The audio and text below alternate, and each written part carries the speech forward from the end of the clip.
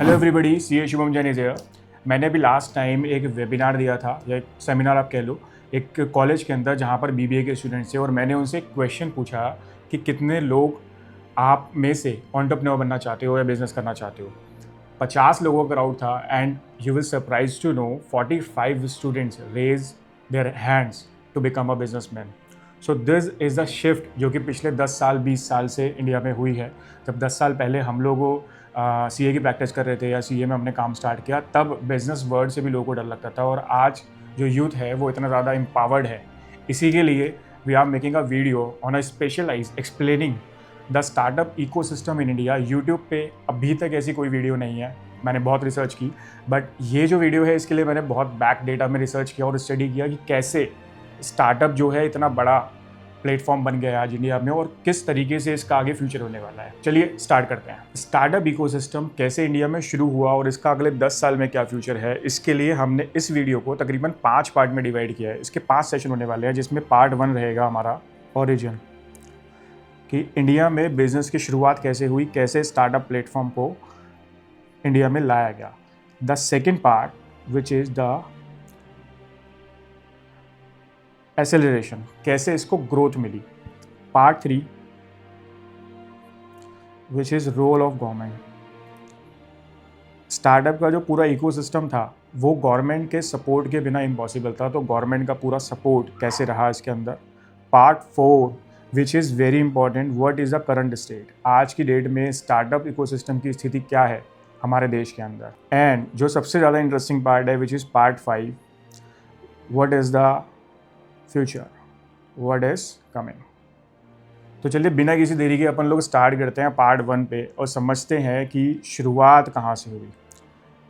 बहुत सारे लोगों को ये पार्ट कई बार बोरिंग लगता है, लेकिन मेरे लिए बहुत इंटरेस्टिंग है, क्योंकि जब तक आपको किसी भी टॉपिक का फंडामेंटल क्लियर नहीं होगा तो आपको उसके लॉन्ग टर्म इम्प्लीकेशन नहीं समझ में आएंगे। तो बात करते हैं इंडिया में जब 1980s की बात करते हैं, जब first time IT departments, IT companies बननी शुरू हुई। अगर आप देखोगे तो उस टाइम की जो या आज की जो मेजर कंपनीज़ हैं, जैसे कि इन्फोसिस 1981 में ये स्थापित हुई थी। विप्रो, जिसका IT डिपार्टमेंट जो है तकरीबन 1980 के आसपास शुरू किया गया। HCL, जो कि पुरानी कंपनी थी लेकिन 1976 में ही इसमें IT सर्विसेज शुरू की गई। तो जितनी भी IT सर्विसेज जो आज बहुत बड़ी बन चुकी हैं, उनकी स्टार्टिंग जनरली 1980 के दौरान हुई थी, जब इंडिया में इंफॉर्मेशन टेक्नोलॉजी आनी शुरू हुई। इन कंपनीज ने सिंपल तरीके से एम्प्लॉयज़ को जॉब प्रोवाइड करी, लोगों को जॉब प्रोवाइड करी और प्रॉफिट बनाया। और क्योंकि इंफॉर्मेशन टेक्नोलॉजी सबके लिए नया था, तो सभी लोगों को जॉब ही ज्वाइन करने का ऑप्शन था, कोई ऑप्शन था ही नहीं। मूव करते हैं 10 साल बाद 1991 में, जब इंडिया में लिबरलाइजेशन, ग्लोबलाइजेशन और प्राइवेटाइजेशन के रिफॉर्म आए। इन रिफॉर्म के आने से इंडिया में बहुत सारी फॉरेन कंपनीज जो हैं वो आई, और उन्होंने इंडिया में फर्स्ट टाइम IT सेक्टर को और बाकी सारी इंडस्ट्रीज़ को प्रॉपर कंपटीशन दिया। यहाँ से लोगों को समझ में आया कि अब ये जो इंफ्रास्ट्रक्चर है, ये जो बिज़नेस का इंफ्रास्ट्रक्चर है, ये अब कंपटीशन में आ गया है, तो यहाँ पर अब बहुत सारी अपॉर्चुनिटी नहीं क्रिएट हो सकती है। मूव करते हैं अगले 10 साल की, जो कि सन 2000 से लेके 2010 का टाइम था, जब इंडिया में इंटरनेट आया। Game is start to changing. First time India में इंटरनेट जब आया तो बहुत सारे लोगों ने इसके ऊपर हाथ मारना शुरू किया और कुछ क्रिएट करना शुरू किया। तो सबसे पहले जो कि हमारे बिजनेसेस क्रिएट हुए, जिन्होंने बाद तक लोगों के लिए एक इंस्पिरेशन बने और लोगों को एक प्रोत्साहन मिला कि अब हम शायद अपना भी कुछ कर सकें। तो इसमें हम नाम ले सकते हैं 1997 में, जैसे कि आप Naukri.com, मेक माई ट्रिप जो कि आया था 2000 के अंदर, रेडिफ जिसने बहुत अच्छे लेवल पे जॉब क्रिएशन करी 1996, एंड माई फेवरेट फ्लिपकार्ट 2007 में जो आया। और फ्लिपकार्ट सिर्फ इकलौता ऐसा बिज़नेस था जिसके अंदर एक इंडियन फाउंडर ने उसको स्टार्ट किया था और पहली इंडिया की $1 बिलियन प्लस की कंपनी बनाई। इससे फ़र्क क्या पड़ा? इससे इंडियन एंटरप्रेन्योर्स को ये समझ में आया कि अगर इंडिया का ही कोई फाउंडर इतनी बड़ी कंपनी इंडिया में बना सकता है, तो फिर हम क्यों नहीं। और यहीं से शुरू हुआ स्टार्टअप का सफ़र जब इंडिया के अंदर स्टार्टअप बनने शुरू हुए 2010 से लेके 2016 तक का सफ़र। बहुत सारी कंपनीज़ ने अपना सफ़र एज अ बिज़नेस शुरू किया, एज अ स्टार्टअप शुरू किया। इस दौरान इंटरनेट की जो कॉस्टिंग थी वो काफ़ी कम हो गई, इंटरनेट चीप हो गया, इकोनॉमिक हो गया लोगों के लिए। यूपीआई प्लेटफॉर्म लॉन्च हो चुके थे इंडिया में, बहुत सारी फिनटेक कंपनीज आ गई। तो इन फैसिलिटीज़ से जो छोटे एंटरप्रेन्योर्स हैं उनको भी ये समझ में आने लग गया कि हम भी इस तरह का कुछ क्रिएट कर सकते हैं। तो यहाँ से स्टार्ट होता है हमारा स्टार्टअप्स कल्चर।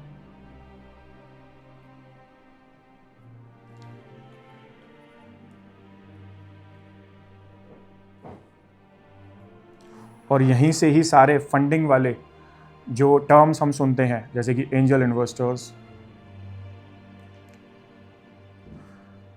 वेंचर कैपिटलिस्ट, ये लोग इंडिया में आए और इन्होंने फंडिंग डिस्ट्रीब्यूट करनी शुरू की।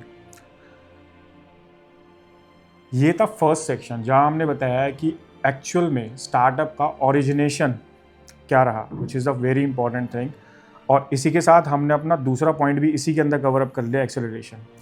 तो ये दोनों पॉइंट अब हम कवर कर चुके हैं, जिसके अंदर स्टार्टिंग हुआ 1980 से और कैसे 2016 तक ये ग्रो किया startup culture.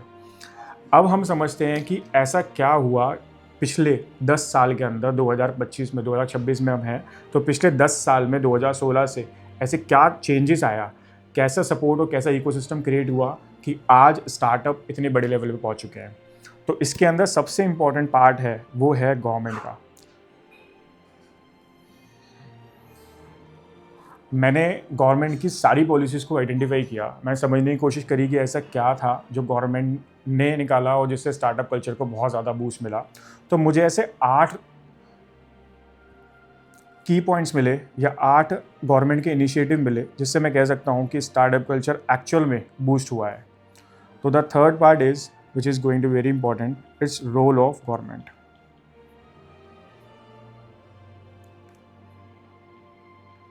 in startup ecosystem.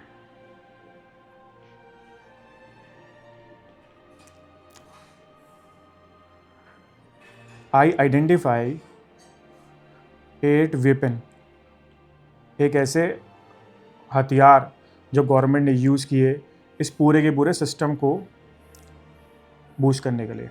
लेकिन अब क्वेश्चन यहाँ पे ये भी आता है कि वाई गवर्नमेंट इज़ प्रमोटिंग। भाई गवर्नमेंट जो है वो अपने लालच के बिना तो कुछ करेगी नहीं। Why government is promoting the startup culture.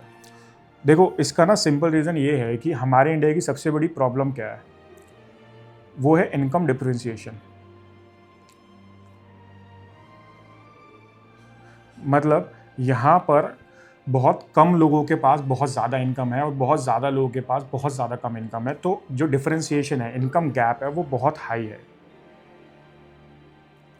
और इसको सिर्फ तभी रिड्यूस किया जा सकता है जब इंडिया की जो पॉपुलेशन है, मैसिव पॉपुलेशन, जो यूथ है, वो बिज़नेस में आए और बिज़नेस से कुछ जनरेट करे, क्योंकि ग्रोथ बिज़नेस के अंदर जॉब के मुकाबले काफ़ी ज़्यादा होती है। दैट्स वाई गवर्नमेंट को समझ में आ गया था कि अब जो आने वाला टाइम है उसमें बहुत सारे न्यू बिजनेसमैन आएंगे और इस कल्चर को प्रमोट करने का ये बिल्कुल ठीक टाइम है। और इंडिया में बहुत सारी पॉलिसीज़ लाई गई, जिसमें से 8 पॉलिसी मैं ऐसी समझता हूँ जिन्होंने बहुत सिग्निफिकेंट इम्पैक्ट स्टार्टअप इकोसिस्टम पे डाला। तो उन 8 वेपन वो कौन कौन से थे और इसकी नॉलेज मैं ये मानता हूँ कि आपको ज़रूर पता होनी चाहिए। The first weapon which is DPIIT। ये इसलिए इम्पॉर्टेंट है क्योंकि यहाँ पे शुरू होता है डिफरेंशिएशन।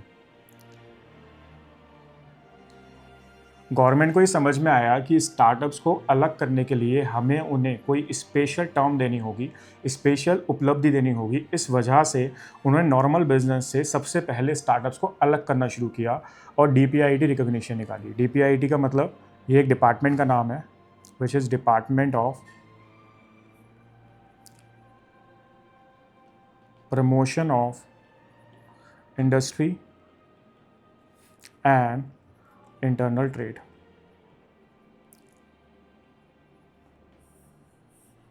तो इस डिपार्टमेंट से आपको अपने बिजनेस को क्लासिफाई कराना होता है एज अ स्टार्टअप, और इसके बाद आपको गवर्नमेंट देती है बहुत सारी policies. I am not saying कि every policy is working fine. But बहुत सारी पॉलिसीज़ हैं, कुछ अच्छा काम कर रही हैं, कुछ आने वाले सालों में बहुत अच्छा काम करेंगी। तो गवर्नमेंट ने यहाँ से डिफरेंशिएशन क्रिएट किया। This is the first weapon जो गवर्नमेंट ने यूज़ किया। Second weapon which is very very important, it is FFS, which is fund of funds. अब गवर्नमेंट को अगर स्टार्टअप कल्चर को प्रमोट करना था तो उन्हें उन स्टार्टअप्स को फंडिंग देनी थी। And this is very hard for the government to create a culture जहाँ पे गवर्नमेंट डायरेक्टली उनको फंड कर सके और डायरेक्टली जज कर सके कि कौन सा स्टार्टअप ठीक भी है और कौन सा नहीं। तो इसके लिए गवर्नमेंट ने डायरेक्ट फंडिंग ना करके फंडिंग करी AIFs को, which is called alternative investment funds, जिनको AIF कहा जाता है। ये कुछ ऑर्गेनाइजेशंस होती हैं जो कि स्पेसिफिकली इन्वेस्टमेंट करती हैं बिजनेसेस में और लाइकवाइज इंस्ट्रूमेंट में। तो ये इनके पास एक्सपर्ट्स होते हैं, प्रोफेशनल होते हैं जो जज करते हैं कौन सा स्टार्टअप ठीक है और कौन सा नहीं। तो गवर्नमेंट ने स्टार्टअप्स को डायरेक्टली फंड ना करके फंड किया AIFs को। और कितना फंड किया? गवर्नमेंट की एक ऑर्गेनाइजेशन है जिसको हम SID भी बोलते हैं, और एक DPIIT। तो इन दोनों डिपार्टमेंट ने मिलकर इस AIFs में इन्वेस्टमेंट शुरू करी। और ये इन्वेस्टमेंट की कमिटमेंट कितनी थी? DPI invested 6,886 crore and SIDBI ने इन्वेस्ट किया 11,687 crore, which is approximately 21,276 crore जो है AIFs को इन्वेस्ट किया गया। और AIF ने फर्दर आगे इन्वेस्ट किया इस पैसे को बिजनेसेस में, स्टार्टअप्स में। तो this is a very big tool, very big weapon which government is use. तो अभी तक हम दो वेपन डिस्कस कर चुके हैं। First is DPIIT registration, second is fund of fund. The third weapon, जिसके ऊपर मैं एक सेपरेट वीडियो भी इन फ्यूचर बनाने की कोशिश करूंगा, which is SISFS, startup India seed fund scheme, जहाँ पे गवर्नमेंट उन स्टार्टअप्स को बढ़ावा देती है जो कि अभी स्टार्ट हुए हैं और फर्स्ट 2 इयर्स में उनको फंडिंग करती है। पहले इसकी लिमिट 20 लाख हुआ करती थी, अब वो रेज होकर 50 लाख हो चुकी है। ये स्कीम इंक्यूबेटर सेल्स के थ्रू रोटेट होती है इंडिया के अंदर। मैं इसके प्रो एंड कॉन्स सेपरेटली एक वीडियो में डिस्कस करूंगा। Now moving to the fourth benefit, which is again very very important, capital guarantee scheme for the startups।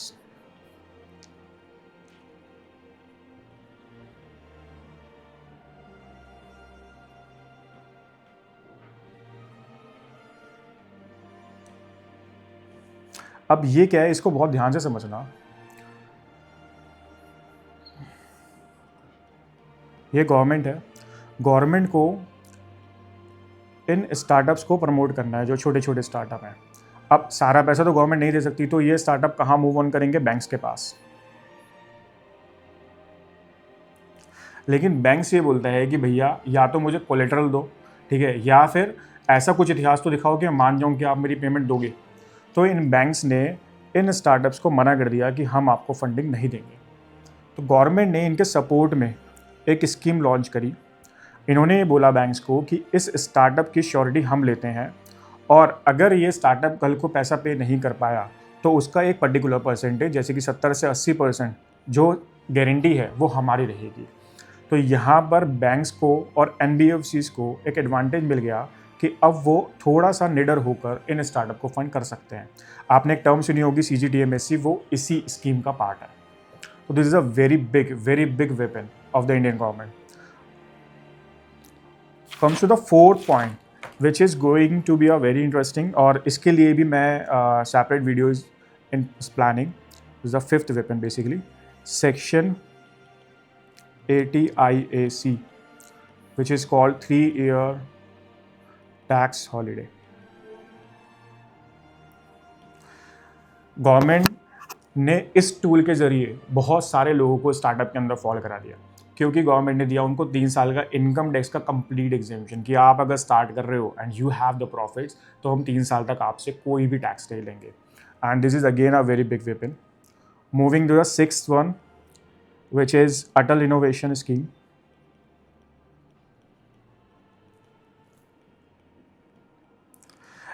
देखो गवर्नमेंट की जो पॉलिसीज़ होती है ना उसमें कुछ चीज़ ऐसी होती है जो हमें डायरेक्टली दिखाई देती हैं, कुछ चीज़ ऐसी होती हैं जो कि इनडायरेक्टली दिखाई देती हैं.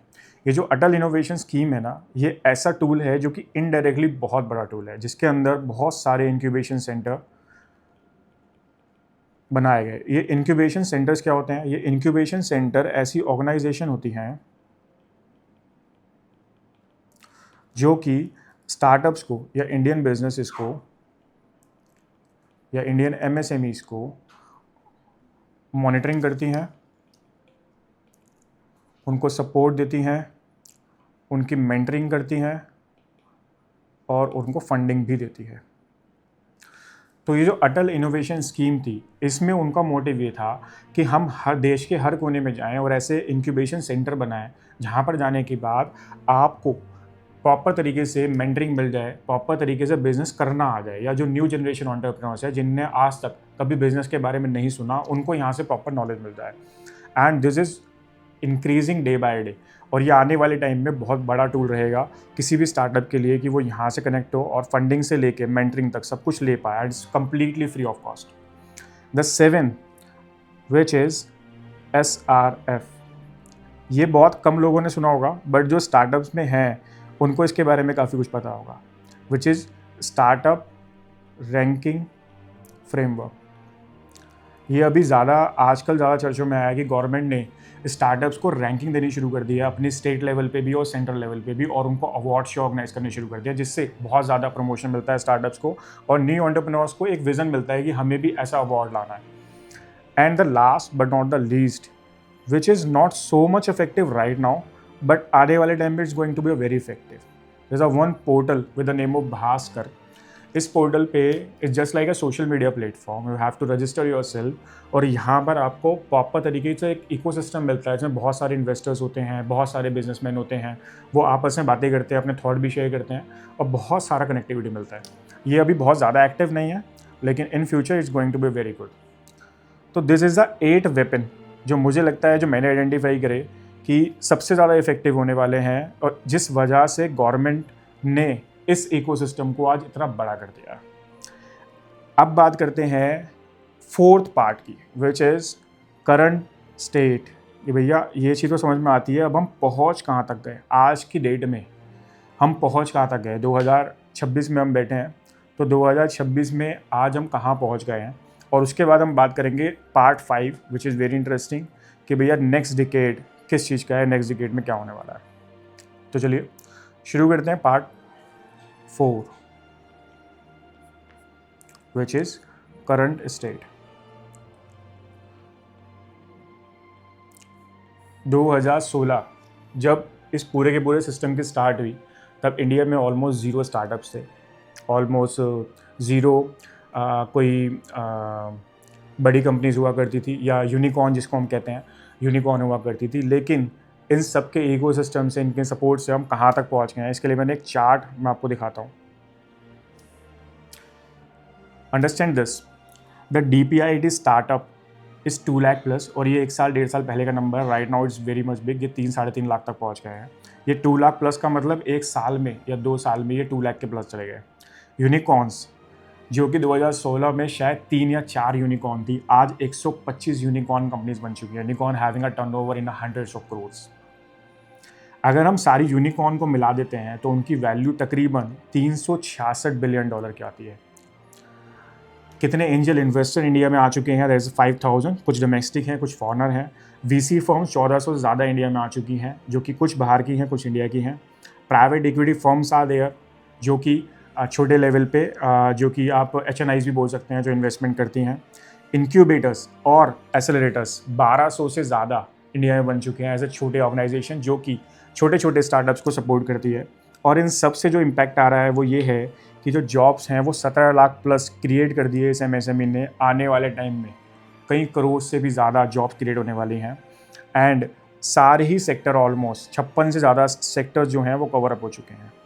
तो this is the thing we have achieve via this ecosystem. लेकिन इसके भी साथ साथ क्या हमने और भी कुछ स्पेसिफिक अचीव किया है? Let me tell you pro and cons. मैं आपको इसकी पॉजिटिव साइड ही बता देता हूँ कि हमने क्या अचीव कर लिया, और इसके नेगेटिव भी देखते हैं कि क्या चीज़ अभी हम नहीं अचीव कर पाए। The first thing which is very big achievement जो मुझे लगता है आज के टाइम में, now global clients are coming much faster.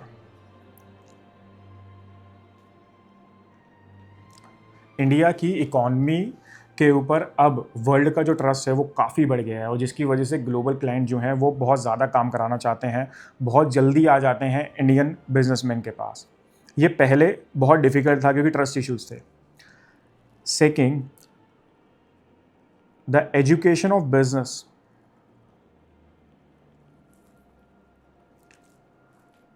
is actually going to be increasing with a very massive rate, क्योंकि अब हर बच्चा कुछ जानना चाहे या नहीं, वो बिज़नेस के बारे में बेसिक चीज़ ज़रूर जानना चाहता है। तीसरी चीज़ जो कि मुझे लगता है सबसे बड़ा हमारा अचीवमेंट रहा है कि now people are focused on agriculture based startups. देखो इंडिया में ना अभी भी 50% से ज़्यादा जो एरिया है ना वो किसानों का ही है।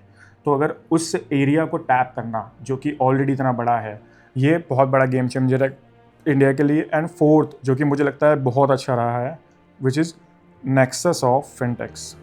अब इंडिया में इतनी फिनटेक कंपनी खुल गई हैं कि आप अपना बिजनेस ग्लोबल लेवल पे या इंडिया लेवल पे बहुत ईजीली तरीके से एक्सपेंड कर सकते हो। तो दिस इज़ आवर अचीवमेंट जो हमने मिली। लेकिन क्या क्या चीज़ें हैं जो अभी भी लैक में हैं उसमें बताना चाहूँगा। ये शायद लोग अवॉइड कर जाते हैं, but I don't want to avoid. जो प्रैक्टिकली मैंने देखा अभी है, सबसे पहली चीज़ कि सीड फंडिंग स्कीम गवर्नमेंट की है, it is not working properly. अगर 100 लोग अप्लाई करते हैं तो 20 से 25% लोगों को ही उसके अंदर पिच करने का मौका दिया जाता है। They are rejecting very fast. Second, deep take.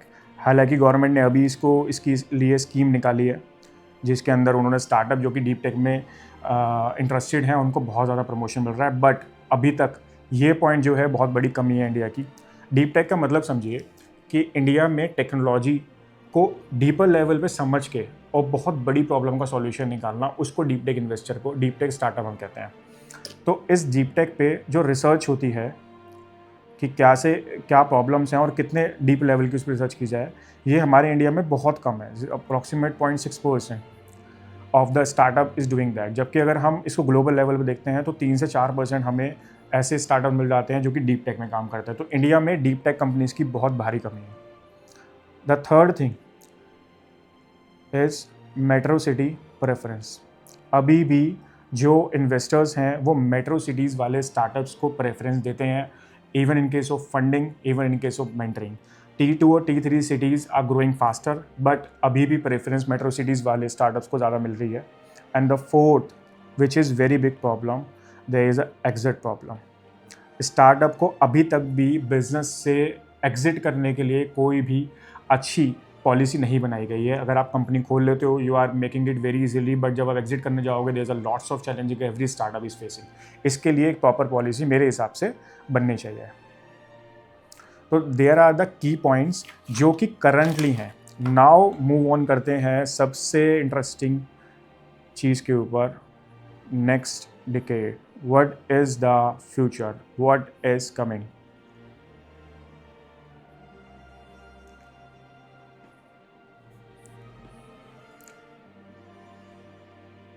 What do you think so कि अगले 10 साल में, एक डिकेड में ये जो स्टार्टअप कल्चर है ये कहाँ तक पहुँच जाएगा? जिस रेट से स्टार्टअप कल्चर इंडिया में बढ़ता जा रहा है और जिस तरीके से यूथ इंटरेस्ट दिखा रहा है, ये जो आने वाला डिकेड है, इस डिकेड में आपको इंडिया की जो एक मैसिव पॉपुलेशन है वो बिज़नेस की तरफ मूव होती हुई दिखाई देगी। लेकिन इससे बहुत सारे फैक्टर्स जो शायद हम अभी एस्टिमेट नहीं कर पा रहे हैं वो हमें दिखाई देंगे। अब इसमें मैं आपको बताना चाहूँगा ऐसे कुछ एरियाज़ जिन पे फोकस करना हमारे लिए बहुत ज़रूरी है। अदरवाइज़ शायद 10 साल बाद, आज तो हम उसमें मूव ऑन कर सकते हैं, 10 साल बाद हमारे पास मौका ही ना हो उसको मूव ऑन करने का। The first thing which is very important now a days, इसको आप समझना पड़ेगा, विच इज़ प्रॉफिटेबिलिटी मैटर्स। अब वो टाइम चला गया है स्टार्टअप में जब अपन लोग एक फ्यूचर पॉसिबिलिटी दिखा के फंडिंग ले लेते थे और उसके बेसिस पे उन फंड्स को यूज़ कर करके अपने बिजनेस को सर्वाइव करते थे। नाउ वेंचर कैपिटलिस्ट और एंजल इन्वेस्टर बहुत ज़्यादा फोकस करते हैं सिर्फ उन बिजनेस पे which have profitability. Loss making businesses को प्रेफर करना अब इन्वेस्टर्स ने बंद कर दिया है, क्योंकि उनके पास ऑप्शंस मिल गए हैं। पहले ऑप्शंस कम हुआ करते थे तो लोग क्या करते थे, फ्यूचर पॉसिबिलिटी दिखा के घुस जाते थे। अब इतने सारे उनके पास ऑप्शन है तो they will choose the profitable one. तो if you are making any startup, to ensure there must be profitability there. The second thing which is very important to know in the upcoming time is deep tech and AI। मैं AI के बहुत ज़्यादा कोई favour में नहीं हूँ या मैं नहीं मानता कि AI बहुत ज़्यादा लॉस्ट कर देगा आने वाले टाइम में, लेकिन डीप टेक और AI से ऐसा आप कुछ क्रिएट कर सकते हो जो कि आपको जल्दी यूनिकॉर्न कंपनीज बनने में हेल्प करेगा। देखो सिंपल है, आर्टिफिशियल इंटेलिजेंस जो है वो एक ह्यूमन से 100 से 200 गुना ज़्यादा तेज़ काम करती है। तो अगर आप ह्यूमन पे बेस्ड होकर अपनी कोई कंपनी को चला रहे हो तो आपको उतनी ग्रोथ नहीं मिल पाएगी, जबकि एक कंपनी जो कि AI को यूज़ करके चला रही है तो उसको ज़्यादा मिल जाएगी। तो that's why deep tech and AI is going to be a very important in upcoming decade. The third point which is clean energy and green tech. बहुत सिंपल है, इसके लिए तो हम डेली इम्प्लीकेशन अपन देख रहे हैं। EV है, सोलर पैनल है, या वाटर बेस जो एक्सपेरिमेंट चल रहे हैं, जो स्टार्टअप चल रहे हैं, it going to be boost. इसका बहुत सिंपल रीज़न है, क्योंकि जो नेचुरल रिसोर्सेज हैं वो ख़त्म होते जा रहे हैं, तो फिर इन रिसोर्सेज की ज़रूरत भी है और डिमांड भी। तो इस वजह से these are going to be a unstoppable industries in upcoming future. The next term which is already discuss little moments before, which is agritech, क्योंकि इसका मार्केट बहुत बड़ा है। अगर आप भी एग्रीकल्चर से रिलेटेड हो और आप कुछ टेक इंट्रोड्यूस कर सकते हो, this decade is belongs to you. अपना शिफ्ट सब जगह, अपना फोकस सब जगह छोड़ के सिर्फ इस पर फोकस करिए। And the fifth which is very important, that Indian founders are increasing globally. आज के टाइम में ग्लोबली आप बहुत सारी बड़ी बड़ी कंपनीज़ को देखना, उनमें फाउंडर्स आपको इंडियन मिलेंगे, और ये इंडियन फाउंडर्स आने वाले टाइम में ग्लोबली बहुत ज़्यादा बढ़ जाएंगे। उसका बहुत सिंपल रीज़न है, इंडिया में वो इकोसिस्टम नहीं है जो कि फॉरेन में है। Foreign ecosystem for the startup are very much big and strong. तो इंडियन फाउंडर्स होते हैं, उनमें क्रिएटिविटी होती है, उनमें ब्रेन होता है, तो वो इंडिया में ना लगा के फॉरेन में जाके उन कंपनीज़ को रूल आराम से कर पाएंगे। तो Indian founders are increasing day by day. अब इस पूरे स्टार्टअप इकोसिस्टम को जो हमने समझा, इससे हमें लेसन क्या मिलता है? This is very important part is here. What is the lesson? अगर आप एक न्यू एंटरप्रेन्योर हो, अगर आप प्रोफेशनल हो, अगर आप CA हो, CS हो, एडवोकेट हो, तो क्या लेसन है जो हमें इस वीडियो से समझ में आता है? द फर्स्ट थिंग,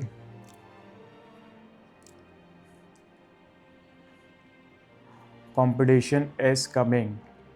अगर लोग बोल रहे हैं कि भैया आज इंडस्ट्री में कंपटीशन है, तो अभी तो कंपटीशन है ही नहीं, कंपटीशन तो आने वाला है, क्योंकि अब एंटरप्रेन्योर्स जो हैं वो फास्टर रेट से ग्रो करेंगे, तो हर एक इंडस्ट्री में कंपटीशन बहुत ज़्यादा बढ़ेगा। I move to the China, और चाइना में मैंने देखा कि एक एक प्रोडक्ट को बनाने वाले लोग इतने ज़्यादा हैं। सेम इकोसिस्टम मैं फील कर रहा हूँ कि आने वाले टाइम में इंडिया में होगा। The second thing which is very important,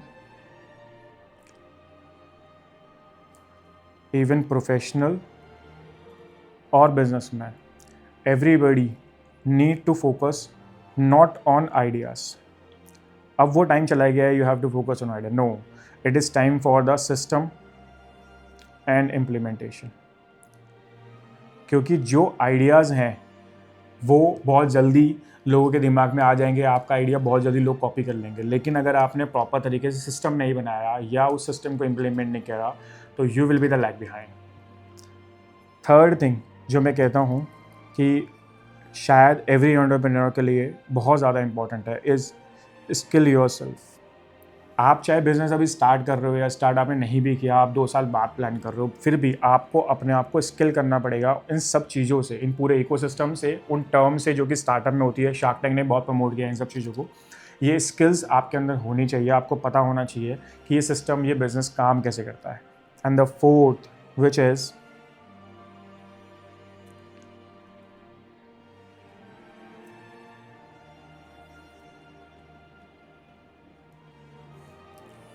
you have to change yourself as per the market। जैसे जैसे मार्केट में चेंजेस आ रहे हैं, चाहे वो AI से आए, चाहे वो एडुटेक से आए, you have to upgrade yourself day by day and you have to skilled yourself. This are the lesson which I feel that you should take away from this particular video. So this is my research on a startup India ecosystem in India, और India में अगले 10 decade में क्या चीज़ important होने वाली है। बाकी आपको क्या लगता है कि क्या इंपॉर्टेंट होगा, let me know in the comment. And this is my first YouTube video, तो मैं ऐसी और यूट्यूब वीडियो बनाना चाहता हूँ, but I need your support. So अगर आपको ये समझ में आता है तो लाइक कमेंट जरूर करना। Thank you so much, see you soon, see A Shivam जाने से, बाय बाय।